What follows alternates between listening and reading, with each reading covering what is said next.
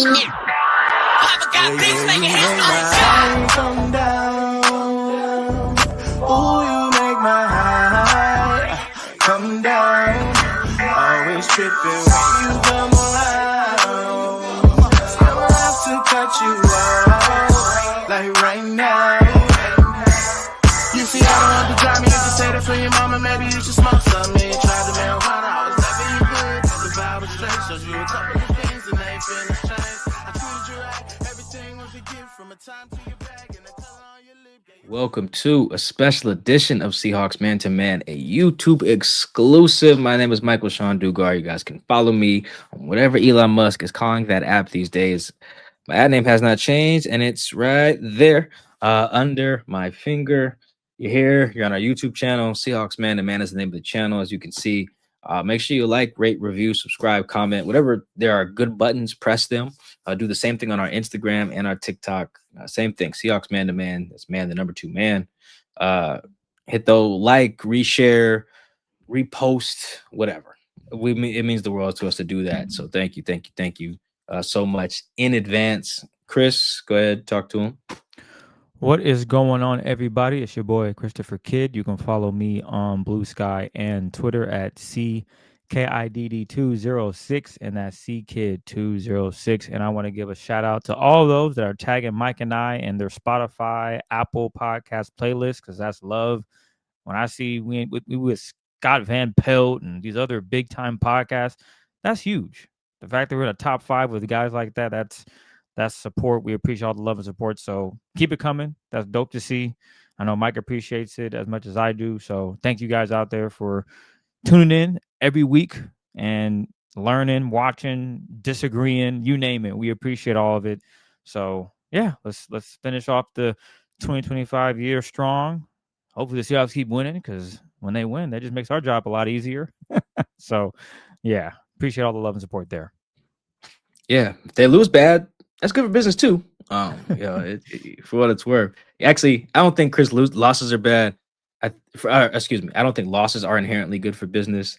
I do think, and this is not a good thing, but Sam not playing well is good for business. Like when he in particular is not good, that's when like the antennas go up. Same thing when Gino didn't play well, for what it's worth. It's not just a Sam thing. Just when the quarterback does not perform, that's what it's like, uh-oh.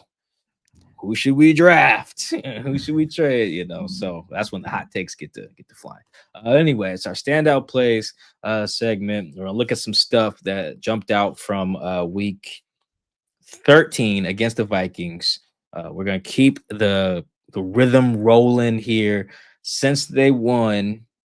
Chris, go ahead, set it off. What do you have for us? What stood out to you from watching the tape of Seahawks Vikings? What stood out was the guy that Mike McDonald said he's like the best drill player I've ever seen in my life. And that's Mike McDonald back in July talking about DeMarcus Lawrence. You could ask him, and I quote, to do any drill known to mankind and just trust that he has and why you're doing it. It is 1000% every rep, the intent of what he's trying to create. And that's a standard that he's setting for our front. So the guys don't have any choice but to fall in line. It's just exciting to see him out there working. You know what he can do on the field. The tape speaks for itself, but you understand how it comes to life based on how he works. And if I'm not mistaken, Mike and I have watched every single game, and we have yet to give this man some love on standout plays. So after the week 13 performance, it was like, damn. I'm making notes like, oh, DeMarcus Lawrence. Oh, DeMarcus. Last time I look on my notepad, it's like DeMarcus Lawrence everywhere. Granted, he played like 19, 20 snaps, but those 19, 20 snaps were impactful. And that's what I think Mike McDonald was alluding to with that previous quote, and just his leadership and going 100%. And something that Mike McDonald talked about when he was a rookie head coach and they lost close games.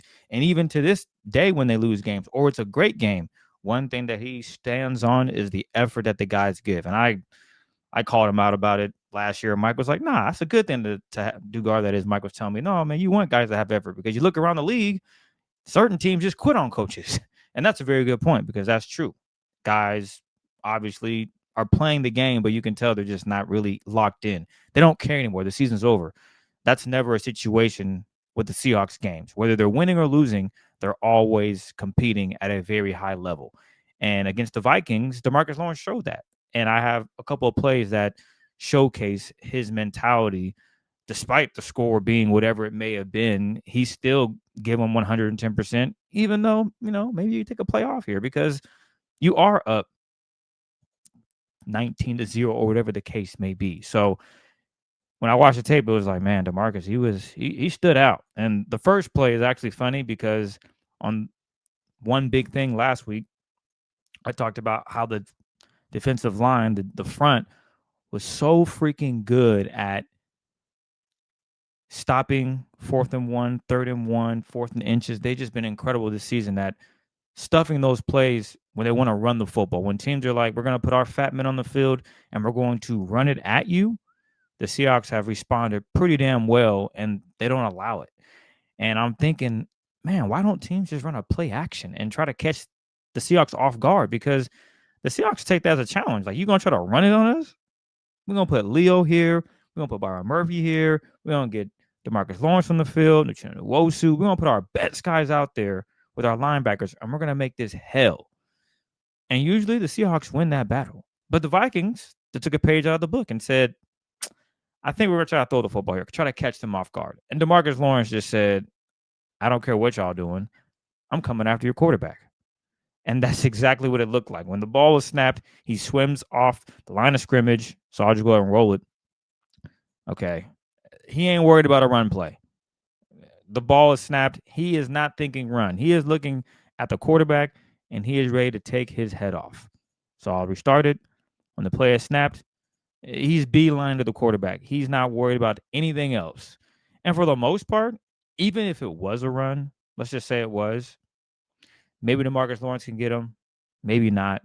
The biggest thing is, considering it is a pass, it's pretty well covered. And not to mention, the only thing that's open is on the Justin Jefferson coming across the screen. He has a lead on Devin Witherspoon, so that could be a touchdown. But because DeMarcus Lawrence don't give a damn about what he thinks could be the play, which is, it could be a run, and he's just going after the quarterback. There's no, yeah, you guys saw the play. Just one of the worst interceptions I've ever seen. And then Ernest Jones with pitch and catch. But it starts with DeMarcus Lawrence. I mean, he just made that tight end look terrible. I mean, my goodness, film room, he's probably getting chewed out. Like, bro, we gotta block him or something. I know it's a play action, but and he just makes it look so easy. And then he knows, celebrating, let's go. Just great defense. Not even worrying about the play action pass, knowing that, they're probably going to try to throw it here. We've been money on these 4th and 1, 3rd and 1 situations. And we just go after the quarterback. And that's what he does. And the quarterback makes a really bad decision. And that results in Ernest Jones taking it back for a pick six. So that was the first play that I'm like, yeah, DeMarcus, he was doing his thing on Sunday versus the Vikings. Our next play here, you got a 3rd and 12. Obvious passing situation. The Seahawks have that 10-0 lead. It's 2-minute warning. And the Seahawks on this play, I want to say they got 1, 2, 3, 4, 5, 6 DBs on the field, so they're in their dime package. I don't mind that. You got Ty Okada out there on the field. He is at the numbers at the top of your screen. Right next to him at the hash, you'll have in the middle of the field in this scenario, you'll have Kobe Bryant.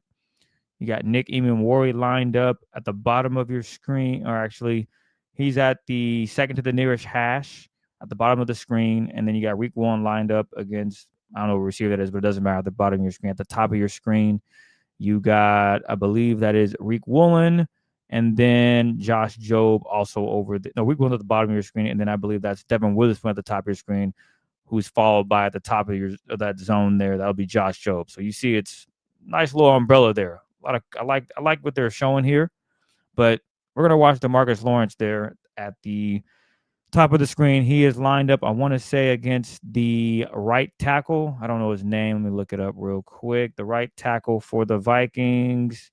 You got, I want to say that's Brian O'Neill, but regardless, he goes to work on the young bull. All right. So off the snap, the Seahawks sent a little stunt. So as you can see, Leonard's coming off the edge. So I'm gonna rewind it. You see Leonard, he's lined up over the left guard. He's just gonna stunt, go around Byron, and try to create pressure. But Seahawks, DeMarcus Lawrence has other plans. So he gives a nice little shove to number 75, and that sends him a few yards back. So I was Brian O'Neill, excuse me. Gives a little shove to Brian O'Neill, pushes him back. He's out of position. Right now, the coverage is solid. Quarterback at the top of his drop. He's looking, scanning the field. Okay, he's at the top of the drop now. There's nothing really available. No one's turning their heads looking for the ball. And DeMarcus Lawrence, he's sending pressure. He's moving number 75 back, and that pocket is closing in. Quarterback in Philly tried to step up, and that's where DeMarcus Lawrence gets the sack. So a really good bull rush, just using strength and just beating number 75 for a sack. So we're going to flip the angle so you can get a better look at it. Oh, I didn't mean to do that, but I'll run it through again. You can just take a look at DeMarcus Lawrence just demolishing number 75. But here's a better angle from the end zone. DeMarcus Lawrence has a good get off, and then boom, two-hand shove. I mean, look at that. He shoves him like 4 yards back. And then another shove in the pocket's lap, in the quarterback's lap at this point. One more shove, and then the quarterback steps up, and DeMarcus Lawrence with an easy sack. And then again, as I mentioned with the coverage, it's a relationship. Nothing's open downfield. Like he's looking like, yo, someone turn around, look for the ball. And there's nothing there. You got 2 goal balls on the same side. Reek has that pretty much locked down. That's gonna be a tough throw. Maybe you can squeeze it to the inside, but Kobe's there. There's just not that many windows open. And then when you got DeMarcus Lawrence, who is rushing the quarterback like a madman, just moving a fat man out the way as if it's nothing. That goes back to his practice reps. I'm sure he was treating those pads like this and doing it in real time. Now you're seeing just how physical and strong he is with another sack there. So here's the second play of DeMarcus Lawrence just demolishing, making a big play and creating mayhem. And then that relationship between the secondary and the D line, just good work here, good stuff. And then you get a better look at that stunt between Leo and Byron Murphy. So Byron Murphy's lined up over the center, as I mentioned. You got Leonard Williams lined up to the left. He's over the left tackle and guard, right guard that, or left guard that is. And he's just going to stunt. Number 76 picks him up pretty well, but it doesn't matter because DeMarcus Lawrence wins his one-on-one matchups. And that's what you want to see. Guys winning their one-on-ones, as Mike has talked about numerous amounts of times, whether it be this year or last season, you want your guys to win their one-on-one matchups. And DeMarcus Lawrence does a phenomenal job on that one. And the last play, you guys probably guessed it. It's the Seahawks leading 16-0. There's about 8 minutes left in the third quarter. 3rd and 14. Obviously, another passing situation. And I don't know what DeMarcus Lawrence was doing to start it. Even Mike McDonald had a little joke in the press conference. I forget exactly what he said, but it was like, yeah, I don't know what that was, like without a chip. But it's all about the effort plays. As I mentioned earlier on the show, the Seahawks are up 16-0. Like, DeMarcus could have obviously in this scenario, this little chip here, he falls, he gets up real slow. Okay, maybe this guy makes a tackle. I don't need to be sprinting down the field. No. DeMarcus Lawrence misses the tackle or misses the chip, whatever you want to call this here. Misses that, falls to the backfield. I mean, right now he's completely out of the play. There's only one guy that Aaron Jones needs to beat here, and he does a good move. He makes a miss. Kobe misses on that, if I'm not mistaken. I think that is Kobe Bryant. But regardless of who the player is, he misses. But then DeMarcus Lawrence, my goodness, coming full speed, karate chop. That's Nicky Memorial, excuse me. So Nicky Memorial misses the tackle, but DeMarcus Lawrence gives maximum effort, and he's able to chase down the ball carrier and create a fumble. I mean, and this play, unfortunately for Aaron Jones, he actually got banged up. And it looked like it hurt. Right? In real time, I was like, damn, I don't know how he got up. But this is just maximum effort. A guy that's running full speed, trying to make a play on the football, and he does just that. So just watch it. Maximum effort. Makes a player miss. Come here. Great pull at the ball. Tyler Cotta dives on it. Just effort plays, something that Mike McDonald loves. And then after into that game, Mike McDonald had another quote about DeMarcus Lawrence. I think that might be his favorite player by now, if you guys haven't realized. He added, unbelievable, just plays like a blur of a human. It's on the other side of the field, and then you're like, holy crap, he's going to make the play. Then you see him coming down the right hand with the right hand, and it's like, okay, hopefully recover the ball. It was awesome. just another opportunity for DeMarcus Lawrence to showcase his willingness to sacrifice and give it all up on the field. And Mike McDonald's loving it, and so are the teammates, so are his coworkers. They're seeing that effort, and I think that just shows championship desire. Like, he wants to win a championship, and he's going to do any and everything he can. And those are some of the plays that stood out to me. He was giving maximum effort on those 19 to 20 opportunities that he got, and you see it on the film. And to be honest, there were probably games where I know there were games where he did the exact same thing, and maybe he just didn't make the play.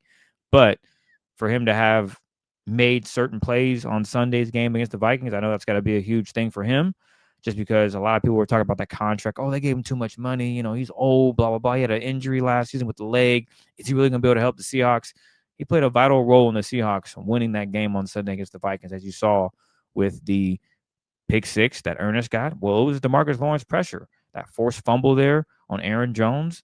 He's putting the Seahawks in position to go score more points, and then getting them off the field on a third down and long, you have the quarterback make a sack. So DeMarcus Lawrence had a strong game, and I just thought, you know what, we got to show love to the vet here that wanted to come to Seattle, and from the jump has shown that he's one of them guys, and Mike McDonald is praising him as he should, and then he's just following up and doing it over and over again. So those are my standout plays from Week 13 versus the Minnesota Vikings. Pull up the first play again.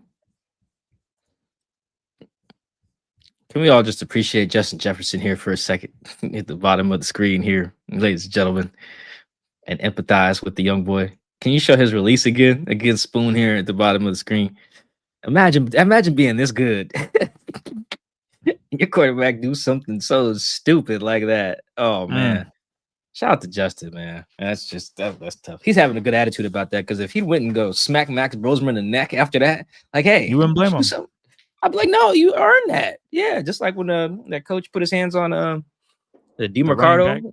Yeah, in Arizona when he pumped, like, hey, what are you doing? Lock in. What's wrong with you? Anyway, that route was crazy. It jumped out to me off. I almost tweeted it, but I was like, it's not worth it. But I was like, yeah, Justin. I got one for you. The route that Jordan Addison, he dropped his catch on that. I forget what route he ran, but Josh. Oh, that's why I text you during the game. That's what I meant, by the way, not the drop. I realized that later when I was looking back. He thinks I'm talking about the drop. Yeah, because they didn't show the route on the replay. I didn't see it on the replay. They just showed the drop. So when I watched the film, I was like, oh my God, that Josh Jobe is very lucky, because if Addison catches that, we could be talking about maybe he makes Kobe miss. That's a touchdown. There's only one man to beat. So the fact that he dropped it, I know Josh was like, well, thank God for that. But anywho, I know it's your time to talk standout plays, but I just want to throw that in there after you just showed Justin Jefferson's release, because, yeah, Josh Jobe got that work from Addison. Well, now I feel like we got to – while I do this, you should find that. You can put that in there. I can find at some point. Yeah. Go ahead and do your thing. I'll pull it up. Go ahead. So, but yeah, I texted you. I said, Addison, woof. And I can see why. Later, I was like, oh, that's why he said that. Because I'm thinking, is he not seeing the same route as me? But now you mentioned it the other day, showed the replay. Because I saw the replay in the stadium too, and I saw it live. I said, good God, what a route! Jobe was burnt. He burnt bad too. Like, yeah.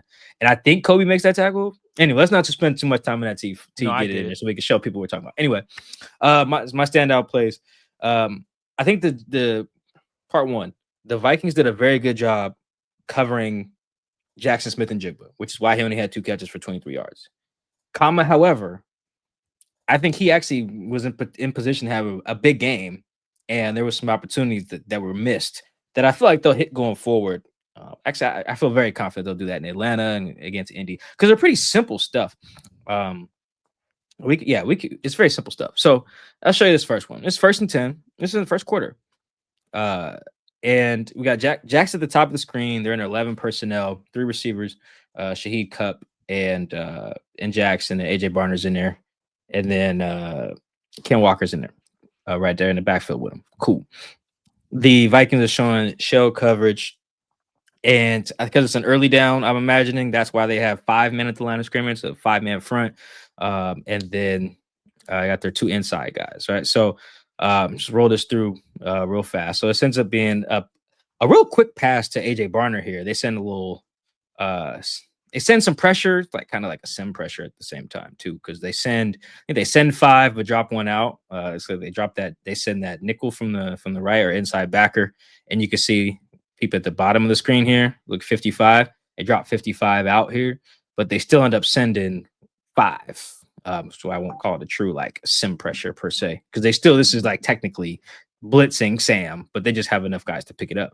And he throws a heater to AJ that I thought was like a dropped pick, and it kind of is a little bit, but Byron Murphy, the corner, just doesn't. Yeah, I mean, that hits him. That was kind of a dangerous pass. Anyway, Jack's at the top of the screen. And this is where I'm like, on film, I was like, wait a minute. Why does this ball go to Jackson's stride here? Just like we were talking about with the Joe play that we'll show in a little bit. Like, watch Jack's at the top of the screen. So Sam's got it. Okay, we're here. I can perfectly get why. All right, AJ running it out, it's sending pressure, but I mean, it's we got 5 to block 5. Looks like they slid the protection to the right, so we're good. We're picking up the 4 over there, like we're good, you know. Now at this point, I should also mention this is maybe where like looking at it with a clicker later is different than in real time, because Sam had been sacked, I think, like twice already at this point. So maybe you're like, all right, we need to have Sam get the ball out of his hands because our guy's getting rocked. I understand the human part of that and how football works. So let me just throw that in there as well. But still, throw the ball to 11. Like, let's look at Sam here. Like, he moves the linebacker 51 with his eyes and his feet. Great. Now, instead of doing that, I would love for him to reset and then hit Jack's breaking in here. Now, this freezing it here is unfair because the corner has already left. But even here, if I just go back a little bit, you're here. Linebackers moved. All right, reset, and then fire that to Jax. Even if the corner's still there, that safety is not going to drive down that hard enough. And then you got a nice little explosive. You get your best guy in rhythm, and you're rolling there. And we've seen Sam do that quite a bit. So I was very curious why when I play where they have it, like look at the pocket, they got it blocked up. I was very surprised looking back, like, it's interesting. They get rid of that so fast. And this is 1st and 10. It's not like it's at 1st and 10 early in the game. I think the score was pretty neutral, maybe 3-0, 10-0. Like it was a very, very odd situation there. Because if I'm Jackson, I'm like, damn, man, hey, throw it to me. I'm there. And you can see it from this angle. It kind of puts it more perspective. Like, all right, cool. Like, look how early where the middle was just opening up. In the middle, I mean, look at the middle linebacker. Like he's straight. He knows they're sending pressure. So it's like, all right, cool. I gotta go get the flat there. That's great. Now I'm fine. I see that. Man, boy, I'm resetting my feet, waiting for Jax to hit that middle. And I am letting that fly, man. And again, it looks weird to me because I've seen Sam do this. And also, Chris, this is why Matt Stafford's gonna win MVP. You know what Matt Stafford would have done? No look right here. big. Boy, he would have no looked like right here. He would have looked right at AJ. And what did Magic Johnson say in the Dream Team doc? He did like that. And this is where Stafford's cash. Not to say Sam can't do that. Has he thrown a no look this year? I don't think Cam so. Moore's the only one that's thrown one. Yeah, Cam at least going against the seat. Exactly. Yeah, you know what I was going with it. So yeah. Yeah. But this is why that no look is so impressive, because if you do it right, you've moved the linebacker. And then Jax just has that dig window just right there wide open. And that could have been an easy one. Even if AJ catches this, for what it's worth, I would have preferred the Jax ball. The fact that it ends up being a little bit too hot and he drops it, and it could have been a pick too. I just didn't like the process on that at all. It seems like that was an easy one. He wasn't double covered, no bracket. It's like you moved it. You got it blocked up. It was like everything. And we've seen that route tons of times. Me and Chris could pull up a bunch of Jackson dig routes that work every week. They do. It's simple stuff. Even if the linebacker is there. But then you moved them too. Yeah, you're good. So we got 1st and 10 again here early in the game. This is also in the 1st quarter. So this is not at the point. I'm bringing up what quarter it is too, because this is not when they're like, all right, guys, we're up 16, like Chris mentioned, we're up 19-0. They're not going to score. No, this is score time. It is. And this ends up being, not only is it not a throw to Jax, I thought this was actually a very dangerous throw. I thought it was a dangerous throw in real time to do in a early down situation here. So this is this is a jump ball to Elijah. Now, maybe remembering earlier in the season. Well, Mike, he threw a jump ball to Elijah like that. He caught it against Arizona in week 4. It was a big play. It sure was. You know who was guarding him in that game? Josh Sweat. You know what Josh Sweat does? Rush the passer.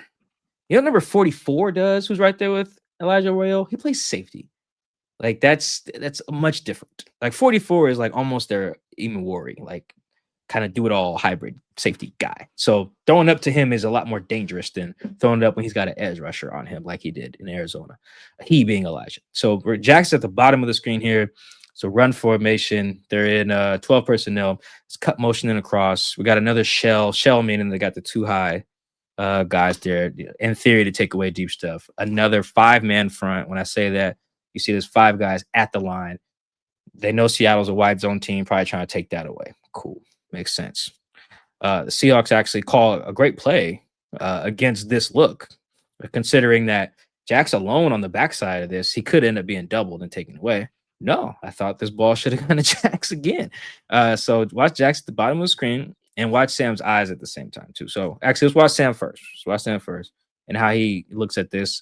Tries to get a little quick hitter, I think, to Cup here at the top of the screen. Yep, boom. We're here. We don't like it. We don't like the little Cup. What are we calling this? Like curl, whatever. We don't like it. Cool. Let's work the backside. He's like, let Jax. Throw that thing. This is exactly very similar to what I was talking about last play. You don't move, you don't get what you want, or I guess he got what he wanted last time. But let's say you don't get what you want. You just because you cut back don't mean you gotta let it rip. Tuck it, reset his feet, which he kind of does. We'll show his footwork on the next angle here. Maybe he felt too off balance to make this throw fading back. But again, the reason why it stood out to me, they didn't seen him do that. Seen Sam fade back and launch that. Sam, this is where arm talent, you talk about that with like his coming out of draft. This is where that shows up. Your ability to like fade back a little bit and still throw heaters, being able to throw from off platform stuff to no lookers. That's why me and Chris came away from that Titans game like, oh man, Cam Ward's gonna be all right because he can do all that stuff. His team just stinks. So here I'm like, all right, Jackson's there. He's good.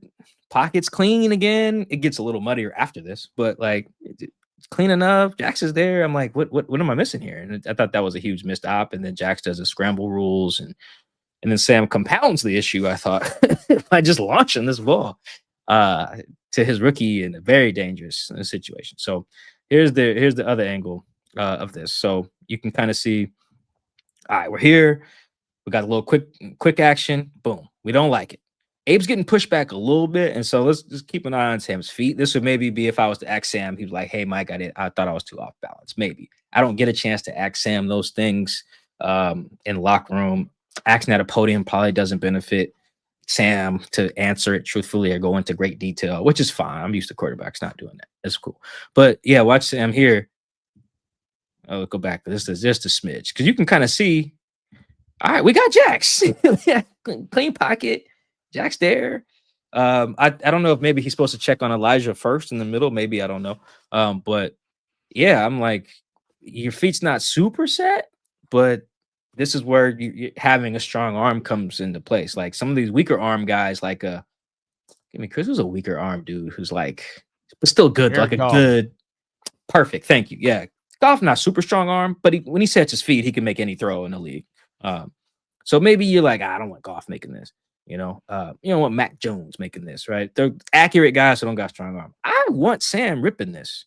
I want him to look right here to number 11, who's not doubled, is actually single covered on this. Backside of the play, in stride. You hit this, and he can make Harrison Smith miss. Harrison tackled well in this game, saved a touchdown on Ken, but who knows? Harrison Smith is old as me and Chris. He'd make him miss a tackle, So I would have loved that. I feel like that was an easy opportunity that they just missed there. And actually, I lied, Chris. Harrison Smith older than both of us. He's 36. Can't believe he's 36 playing safety at a pretty decent level too. So yeah, I mean, Frieza here, pocket's fine. He's not set, but and he just comes off of it. I thought really fast. I wasn't sure why. And then yeah, this is like what Sam is seeing before he launches that. I love showing this angle too, because I'm like, I can appreciate quarterbacks who are like a big game hunter. You're like, you know what? Go big or go home. Generally, I'm fine with that, but it's still the risk calculus. It's like, all right, it's my rookie tight end. doesn't get the ball that often in traffic. It's a safety back there, 2 safeties back there. One of them 75 years old, one of them's pretty young. My other options here, I just throw this to Ken, man. Throw it to Ken, let it work. That's fine. Like when Sam got signed, he talked about like, yeah, I learned from Purdy. I just got to play point guard, get the ball to my guys and roll. This is one of those instances to me where it's like, man, just toss that to Key right there. Toss it to Ken. He's your shooting guard on the fast break. Let it roll. Instead, he was like, I can pull up from 30 because I'm Steph. It's like, well, no, that's how you get in trouble. And he got bailed out here that this was not, I think, because look here, like this is not, not it's dangerous. This could get tipped to Harrison. It could get tipped to 55. 44 could just moss it. Your guy could get it. But I mean, yeah, it's again, risk calculus. I didn't like it. And it ends up, just being a PBU, a pretty good PBU by 44 there. I thought that was really good. But it easily just could have been avoided if going to Jacks here. All right, last one.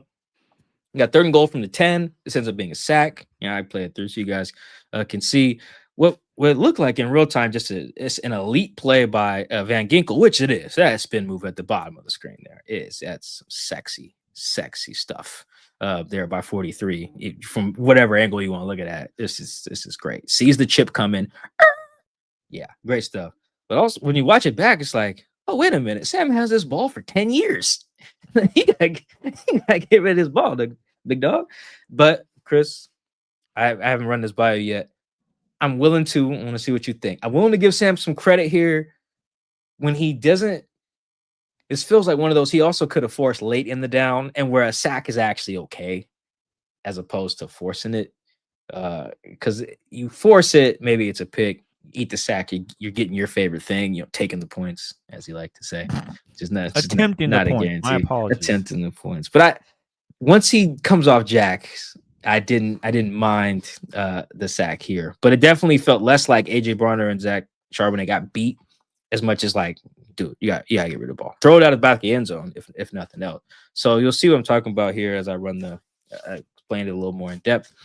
3rd down, they're showing that they're bringing some pressure. They're rotating 44 late.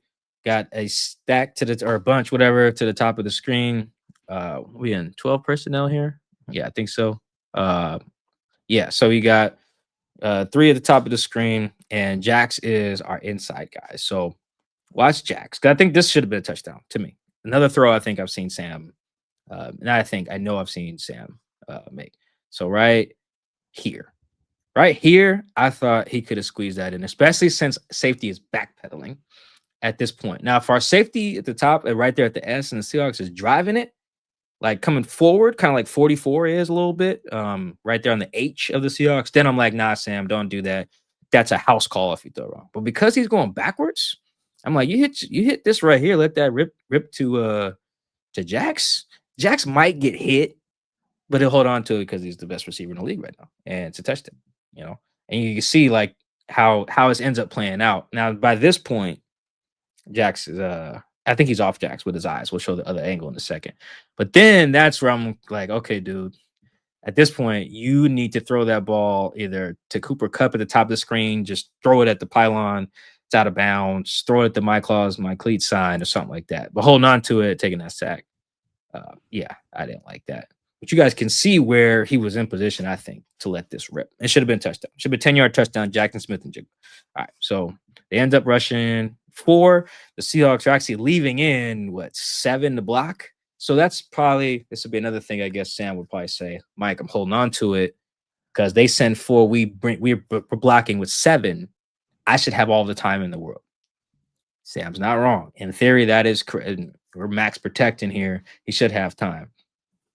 Football don't go how you draw it up. The other guys, like he's not wrong. That's would be my counter to this. Like football don't go how you draw it up. You know that. The other guys get paid too, right? So here, like I thought, hit right there, back foot in the ground. Like if you guys think about it, think of his touchdown against the Texans. He had another like short goal line touchdown to me against the Titans that we showed last week. It's the same type of anticipation required. Hit your back leg, squeeze that window before the actually against the Cardinals too. I think he had one at home. Like hit that leg, swing that thing, rip it. And I've seen him do it. We've all seen him do it, which is why I'm very surprised that he didn't like that, and then just was like, "Oh, damn, ain't no ain't no one else there." I want to show it from this angle again because I think right about bang. Safety is again how reading the safety is important here because this is where you can get in trouble because he's like backing up a little bit. I'm like, all right, cool, let that fly. Instead, yeah, actually, let's do this one more time. Watch the safety. Watch safety at the top of the screen. See that? See how he's backing up? I'm like, yeah, let that rip. Yeah, look at Jack. Y'all see Jack's at the bottom here? It's like, god damn it. Adios mio. I don't know if Jack speaks Spanish, but yeah, so I just thought those were some instances. And after this, they didn't need to throw no more. So it wasn't really worth diving into the tape in that way. But yeah, I thought so. Those are my 3 plays. You can pull it now, Chris. But yeah, I thought the Vikings did a really good job. They also, I thought, missed some ops. There's some really obvious ops to me where it's just like, hey, man, I've seen you make all these throws. I've seen you do it. Make them. And you don't have a game where they shut down your best guy. So credit to the Vikings, but also I thought, and I'm sure the Seahawks, those guys would agree. Yeah, man, we left some stuff out there. And they're right. Those are those plays right there. Jax could have had, let's go 10, 10. Jax could have probably had like 6 for, let's call it, I don't know, 65 in a touch, which is not a great game, but I feel like it's better than 2 for 23. Yeah. So yeah, they left some stuff out there. I think they'll get it back against Atlanta and going forward. But yeah, they it wasn't just that they doubled him every game. Every play I just showed you guys, he wasn't doubled. He's open. So throw it. All right. Chris, you got that other play we're talking about before we get him out of here? A little bonus play. Yeah. So here it is, the bonus play. 1, 2, 3.